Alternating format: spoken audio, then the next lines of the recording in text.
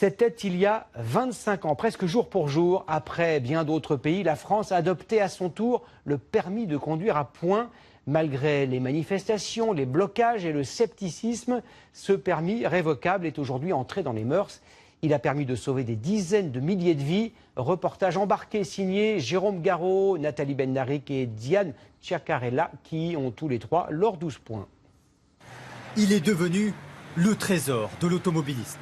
Une cagnotte conservée plus ou moins précieusement. Il m'en reste entre 6 et 8.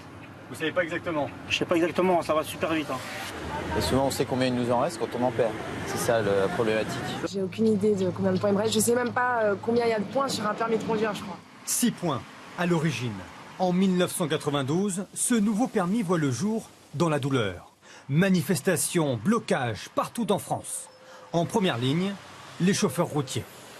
On est là pour faire la guerre, pour obtenir quelque chose. Bon ben, on va obtenir. Avec le temps, on arrivera. Et en effet, le système est assoupli la même année. Le permis passe à 12 points. 25 ans après, nous sommes, dans l'ensemble, de bons conducteurs. 8 Français sur 10 possèdent tous leurs points.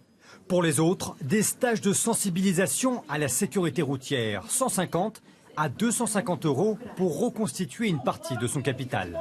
Ça fait pas longtemps que j'ai le permis, je suis censée connaître beaucoup de choses sur le code, que j'ai très vite oublié apparemment, et on en apprend énormément.